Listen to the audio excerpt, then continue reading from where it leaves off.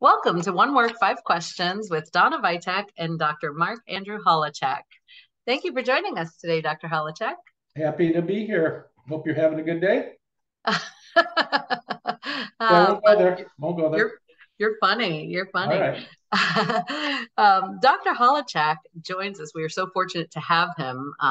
He's a PhD retired professor of philosophy and history who taught at institutions such as the University of Pittsburgh, University of Michigan, Rutgers University, Camden, and Ohio University. He's the editor of Journal. What? Oh, I just said you had a bad morning. That's all.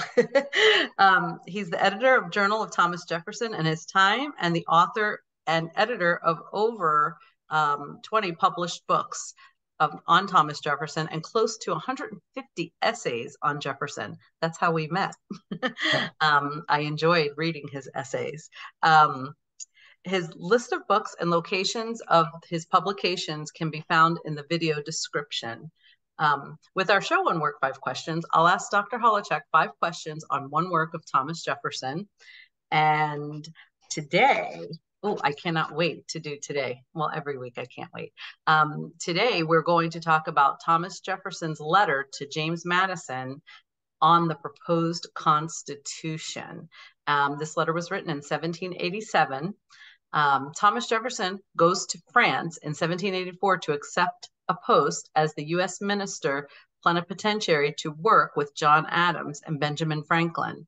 They are empowered to effect treaties with any nations willing to work with the U.S. Upon Franklin's retirement as Minister of France, Jefferson accepts the post and will remain in France till 1789, when the French Revolution makes tenuous his living in Paris. While in France, the Continental Congress begins work on a constitution for the young country. It is a much needed document because of the numerous problems with the Articles of Confederation. The Constitution will give birth to the 3 branches of the federal government: executive, legislative, and judiciary. See, I was paying attention. Yeah. Oh, there's a first time for everything, isn't there? There is. Yes. Okay, the Constitution will, most importantly, attempt to define precisely the relationship between the new government and its many states by articulating precisely those powers allotted to the federal government to do those things that the states individually cannot do, as in declare war or collect taxes. Drafting occurs throughout 1787. Jefferson receives a copy on December 20th of that year. He crafts a letter to his friend James Madison to indicate what he likes and dislikes about the document. Okay, I'm Donna Vitek, and this is One Work, 5 Questions. Are you ready, Dr. Holowchak? I guess so. Oh, let's give it a shot.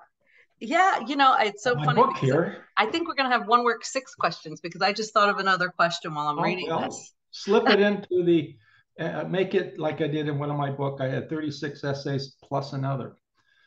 Yeah. Depending upon my first book, 36 philosophical essays on Thomas Jefferson. This one I had 36 and I wanted to put another. So I said, plus another. So plus kept another. It within the theme of that 36. All right. If you want to throw in another question, throw in another question. Okay. Well, maybe we can start off. Why did they send this to Jefferson? Was it for his approval or to get his thought? Why? Jefferson and Madison, Madison was probably his closest friend at the time, and certainly would have appreciated his feedback. And Jefferson certainly has to have his hands dirty in everything that's going on. Yeah, and that's just, Madison was a younger contemporary of Jefferson and respected. Okay. He became a Jeffersonian. He was a sort of disciple of Thomas Jefferson, even though he worked on the Federalist Papers, independently. But I mean, he respected Jefferson, and that's that. He just certainly wanted to pick his brain, Okay. Certainly asked for a copy of it when it came in. Out of respect and reasonability too, because he's a reasonable man. So yeah, that's okay. I just thought of that question now. Okay, question 2, I guess this will be, or the official question 1. I'd like here to stick closely to the letter and not go into the nuts and bolts of the Constitution as a replacement or remedy for the Articles. of Confederation. That said, what precisely does Thomas Jefferson like about the proposed Constitution?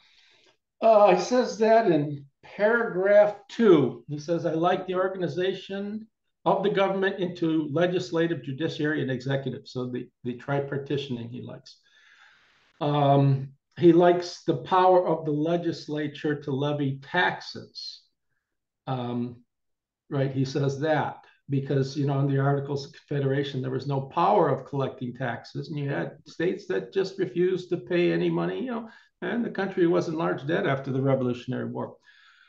Thirdly, he says, I'm captivated by the compromise of the opposite claims of the great and little states, of the latter to equal and the former to proportional influence. And you understand our system now. It basically, what he's talking about is the Connecticut Compromise to how we're going to go about, having the two bodies, the House of Representatives and the Senate, and the Senate's going to be each state equal representation. Each state has 2 members in the Senate, which we have today.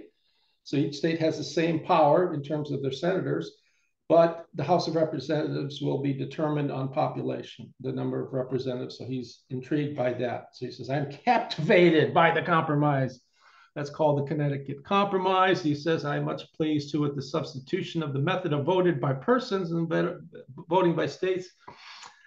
I assume he has in mind something like the eradication, something's called the New Jersey Plan, where the New Jersey plan was to have one body, not in a Congress, or one body, one house, not a House of Representatives and a Senate, and each state would have one vote.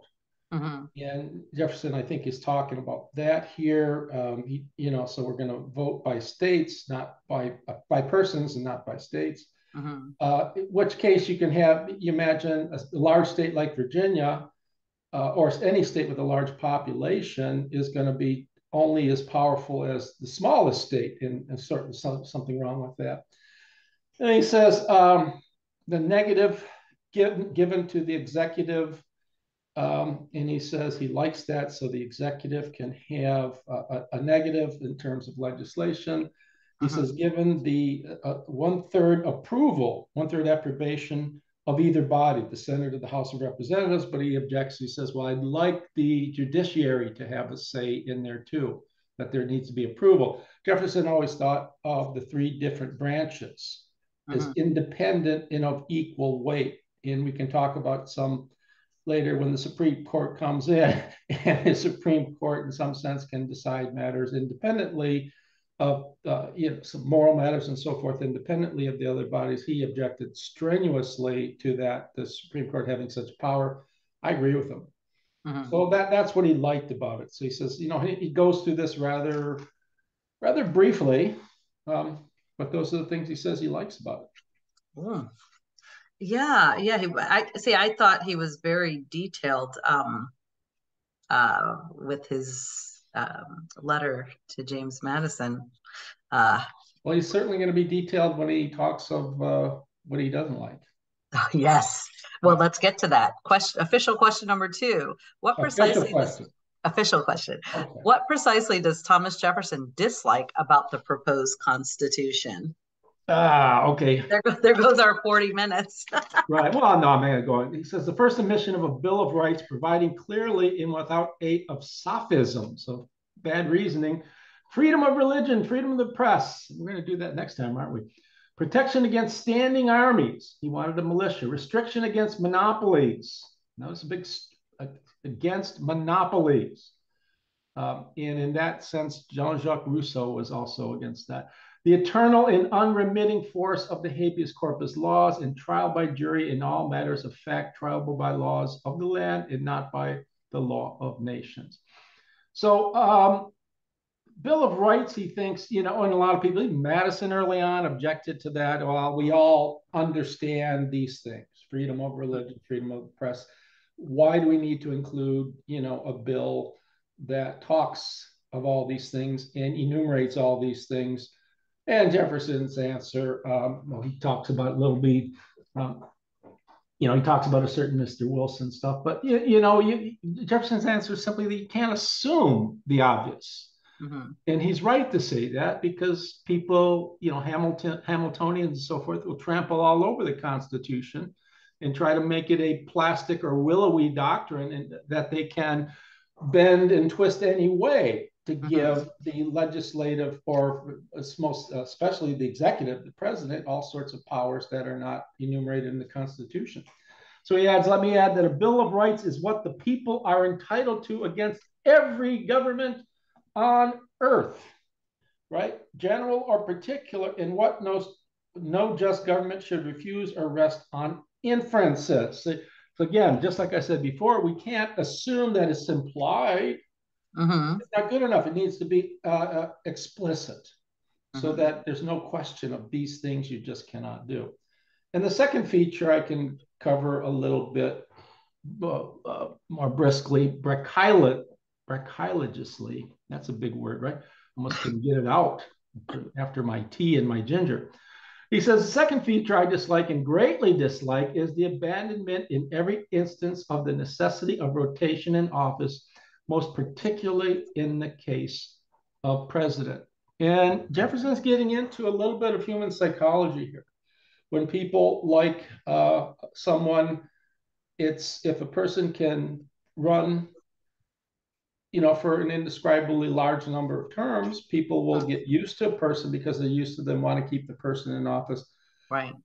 That, he thinks, is always a bad thing. You need fresh blood. And I'll talk about this from Jefferson's perspective. One, we've talked about the generational sovereignty stuff, that every generation brings with it its own ideals and new, fresh ideas.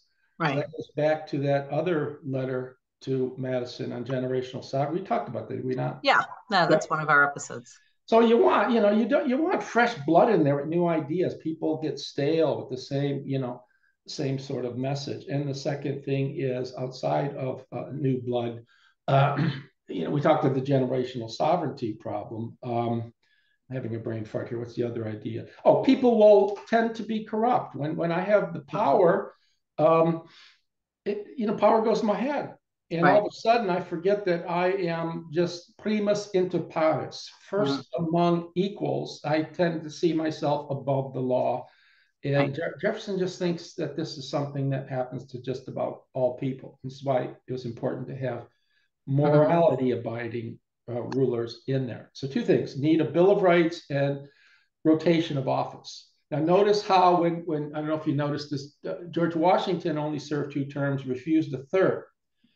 And Adams had only the 1 term because he was beaten up by Jefferson. Jefferson could have run for a 3rd term, refused it. He says he wanted to follow the example of George Washington of only doing 2 terms, and he wants to set a precedent, which was not explicitly articulated in the Constitution, that no one should run for more than 2 terms. At least that's what he thought. Want to get fresh blood in. And he's right.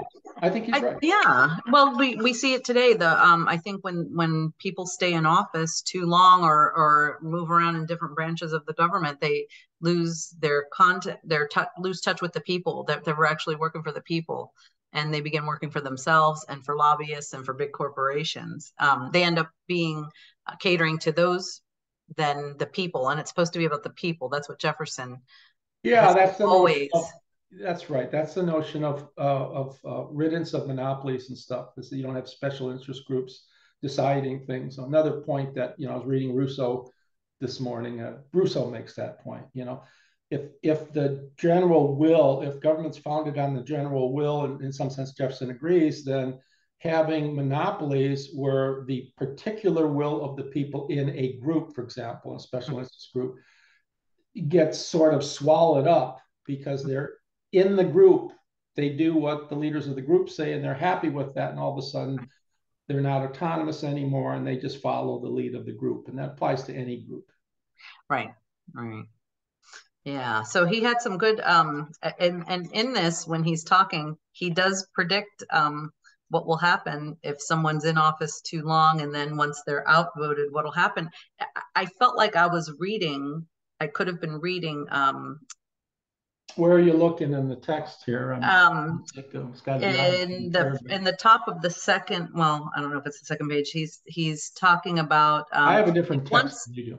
If once elected and at the second or third election outvoted by 1 or 2 votes, he will pretend false votes, foul play, hold possession of the reins of government, be supported by the states voting for him, especially if there are central ones lying in a compact body themselves and separating their opponents. Like he predicted what would happen when someone's in office for too long, and what happens when they are finally outvoted. They will become, in effect, what he says right at the end, they'll become just like a king. Well, and that's another thing why somebody shouldn't stay in office for an indefinite period of time, because then you're back to having similar to a monarchy again. You know, when you have a king, you're stuck. That's exactly what he was afraid of, is that you have the same stale views, the same alliances with countries. You need new blood, new ideas, and things like that. Yeah. I like that. I like his views. I like the stuff on Bill of Rights too. Yeah, yeah. What an amazing man to have that foresight. Question number 3, having given his criticisms, what next? I mean, what does Thomas Jefferson expect Madison to do with them? Well, this is, my dog is jumping around. Come on. This is, in effect, the question that you'd asked right off the start. Why is Madison writing to Jefferson? And let me see, Jefferson answers that somewhere. What Jefferson is trying to do. He says, I do not pretend to decide what would be the best method of procuring the establishment of the manifold goods in this Constitution, get rid of the bad. Right, he said, talking about future amendments, he said, we need to throw this, in some sense, before the people and see if the people approve. He says, quoting what the people might say, he says, we see now that you wish, send together your deputies again, let them frame a constitution for you, omitting what you have condemned, and establish the powers you approve. Even these will be a great addition to the energy of government. So he's appealing to the people here in some sense that, well, the Constitution's got to be a document relating what the will of the people is. And that's why he thinks every generational sovereignty, every generation, we need to have a new Constitution. And we need to discuss changes in the Constitution. Right. He says, at all events, I hope you'll not be discouraged from other trials. If the present one should fail, I have thus told you freely what I like and dislike, merely as a matter of curiosity, for I know your own judgment has been formed on all these points after having heard everything which could be urged on them. Right. So he's in effect saying, my opinion's really not all that interesting to you because you've been in the center of the debate in the Congress. You've heard everything probably that I have to say from other people, but I'm throwing them out I'm throwing them out anyways, and do with them what you like. If you find they're of any use, that's all. Right. I think that answers your first question as well. Yeah, it does. Question number 4, Thomas Jefferson goes on to offer comments on Shays' rebellion and then some general comments on the good of periodic rebellions, even if bloody. Your thoughts on his thoughts? All right, he entered the building, Jefferson. That's the real Jefferson. He knows when he hears Donna hears your voice, and he's got to get in the picture somehow. Hello. Okay, so we're talking, what were you talking about? Shays' Rebellion? Let me find where he's talking about that. Oh, I like this quote. He says, I own I am not a friend to a very energetic government. It is always oppressive. So yes. What he means by energetic government, he means big government, large government build up where the people have too much power. And in other letters, one letter to whom I can't remember, he talks about, we know a government is working the right way when you don't know anything about it, when it's silent, right? When things are going well. Imagine it's sort of like a man and a wife. If you don't hear them fighting all the time and they living together and generally smiling and things are quiet, you can assume things are going on pretty well. Maybe wrong, but you can assume. So he talks about the late rebellion in Massachusetts has given more alarm than I think it should have done. We didn't talk about Shays before, did we? Did we do any of the letters to Abigail Adams and Caesar? I don't think we did.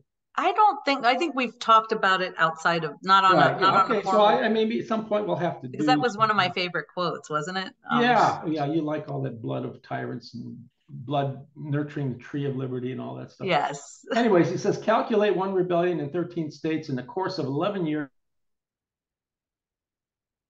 is but one for each state in a century and a half. No country should be so long without one, nor will any degree of power in the hands of government prevent insurrections. And in fact, I'll sort of anticipate what we'll talk about when we get to Shays Rebellion. You want to go back on the camera, Jeff? You want Hi, to go back to Jeffy. camera? Oh, I think he's more handsome than the real Jefferson. Oh, I don't know. Well, maybe a lot of animals were more handsome than the real Jeffersons. Probably more handsome than I am too. Anyways, I'm looking on my book called The Disease of Liberty, trying to disambiguate the different senses of liberty in Jefferson's day and Jefferson's own number of senses. And it was a concept that was misconstrued because it had different meanings and people always conflated those meanings, but it also, it was a difficult concept to understand. In, again, reading Rousseau thought that he has this wonderful quote about liberty in a letter to Geneva people, about liberty being something like certain, I don't know what do you call it, certain sauces on food to the refined palate. They're wonderful, but to the unrefined palate, which many people, it's a dangerous thing. If you can put too much on or whatever. So it's a very dangerous concept, and Plato knew that. Very easily leads itself to tohu bohu, to chaos, to bedlam. If it's, when people want to say, okay, I want to be able to do what I want, so I don't like the government, I'm free, we can rebel. Well, thinking of rebellion as an end, not as a means to something, that's a very dangerous ideal. Yeah. And Connor Cruiser Bryan said Jefferson was a liberty lover to such an extent, he thought it was an end, not a means. And O'Brien is wrong, by the way. But in some sense, Jefferson is just merely understanding that, yeah, liberty is a sort of dangerous, volatile, it's a sort of tricky concept. But it's such a valuable concept when it's assimilated in a country in the right way. I'm gonna let my dog, you want to go down? But the thing is that it's such a valuable thing. And Jefferson knew it was such a difficult concept because look at the French Revolution and its failure insofar as the people had been so versed in stratification of the layers of people, the penury is very, very poor, the poor, and then the people with all. They couldn't quite grasp the concepts of equality and consequently of liberty. But Jefferson understood, and his idea was, and I wrote this in a recently published paper, rebellion was a good thing for him insofar as long as they are not suppressed, they're done for the right reasons, for the sake of justice, they nourish the tree of liberty. Whereas if you're not rebellion, if there are no rebellions, we're in a danger. It's a dangerous state for democracy because things, people always, as we talked of, governors always work towards their own interests. And if we're not checking that, if we don't have frequent rebellions, the other way to guard against corruption of government is to have constitutional renewal every generation. Right. If we renew the Constitution, we are actively involved in changing it. So those two things, generational sovereignty, constitutional renewal, very, very important. And if that doesn't even work, we have recourse to rebellion. And he even gives examples of other countries that have had rebellions, almost like shame on America for not having more rebellions. Yeah, and as weird as it sounds, just about all the people, all the scholars will say, well, Jefferson was really confused because so many people die in these things. And he wasn't confused at all. In fact, I'm going to say something really weird. He was correct.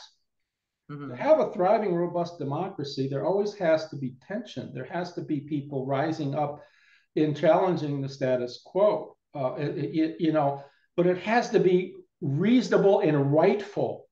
Right. You just can't be what we're doing today is we're standing up and we want to be heard for just because we want to be heard. like what goes on in progressivism. Let's just say we're going to impose our own versions of what United States history is, the 1619 thesis, right? Whatever it is. We're going to look at everything through the lens of race and make all of our judgments like that. You see that in education today. And that's not what he had in mind. He wanted educated people thinking, and insurrections coming up because there is perceived injustice, and to stop that. So I like that, actually. I don't think he was nuts for that. I think he was completely aware of what was going on. I agree with him too. And down to question number 5, and we have 7 minutes left. Thomas Jefferson ends with some parting thoughts on agriculture and education, and then a PS on instability of American laws. Okay. Again, what are your thoughts? We talked of, he says, I think our government will remain virtuous for many centuries as long as they're chiefly agricultural. This is a sentiment he says all the time. Yeah. As long as there'll be vacant lands for any part. When they get piled up enough, just like the cities of Europe, then you can't be virtuous because overcrowding, pollution, people on top of people. So you have recourse to prostitution, alcohol, gambling, and things like that, which corrupt people. They don't go to bed on the time. At a good time, they go back into the factories, overwork. Agricultural people, husbandmen, are the best because they work the land, they appreciate the land, they'll fight on behalf of the country, and all the other virtues that he mentions. Again, I have something in my heart for that. I think there's just, working land is beautiful. I love the garden, but you're making food. Everyone needs food. Right. Not everyone needs that new cell phone. And Jefferson even talks about, does everybody need a cell phone? He asks. The newest type. But all right, the other question you had talks about the education of the common people to convince that on their good sense we may rely most security, preservation, degree of liberty. What he means, again, is that, look, if we don't have general education, about which we've talked in another one, we don't have an educated citizenry, they're not going to be able to see the sort of deception that's occurring in government. They're not going to keep their eyes on, they're not going to know when they're being cheated. So Jeffersonian republicanism necessitates, it requires a generally educated citizenry. And he said the PS, he says, the instability of our laws is an immense evil. This is a strange comment.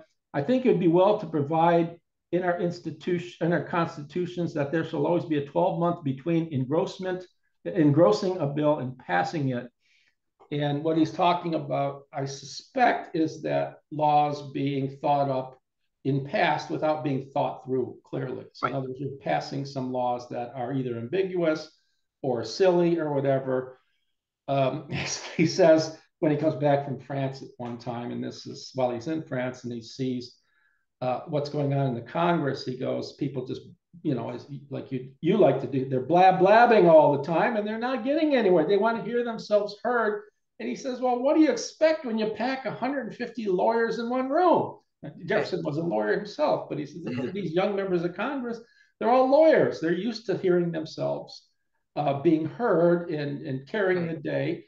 But there's no sense of justice when that happens. So, but he wants that. That's enough.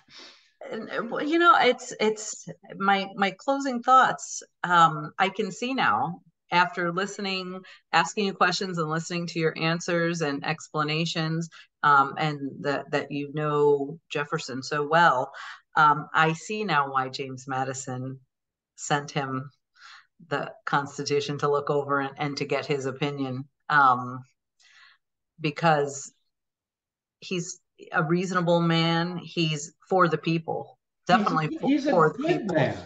How we talk about his emulation of Christ in how he loved Christ. This is a Christian ethic that he's infusing. He's infusing his notion of Christianity, namely love of God, love in his political substructure here. Right. It's government of by the people, all people being treated equally. Right. We could put the issue of slavery aside here without touching on that, but he thought slaves were human beings as well. We saw that. But the idea is that there's a Christian ethic infused in the very fabric of his comments here, and that needs to be said. Yeah, yeah, that's amazing. You answered my question without meaning to. So tell us, we have 2 minutes left. Tell us what's 2 minutes coming and next 45 week. seconds.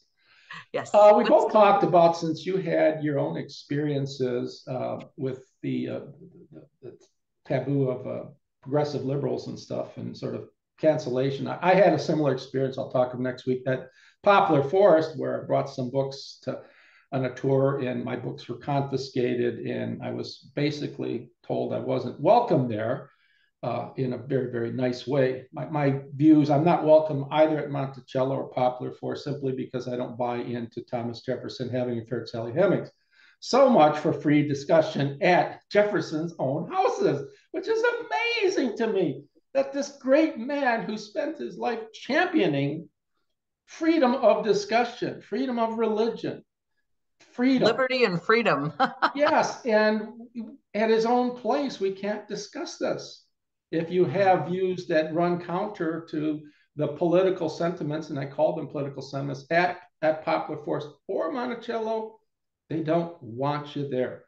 Right. And I will add that none of my books are at either. Of my 22 published books, not one is for sale at either place, or even at University of Virginia Bookstore. Anyway, so we're going to talk about Thomas Jefferson. Thomas Jefferson was perhaps censored and castigated by the press of his time, especially when running for president both times. And the press was nasty vis-a-vis him. In a 1807, well, that's how the whole gossipy rumor got started. well, yeah, early on in 1802 with the calendar, right? Talking about Jefferson and Sally Hemings, and brought it back to life. It sells books. Anyway, in 1807, he writes a very long and interesting letter. It's not so long, but it's an interesting letter to John Norval, talking about freedom of the press. And I'll show, when we look at that letter and look at Jefferson and freedom of the press, I have a 25-page paper on this that's yet published, not yet published, that he had a very sort of layered view of this. He certainly viewed freedom of the press as a good thing, educated, but he did discover that a free press could be bad in many, many respects, just like we see today. Yes. So, wow. Okay. Oh, this is big. So stay tuned next week for our next episode of One Work, 5 Questions. If you'd like to contact Dr. Holowchak,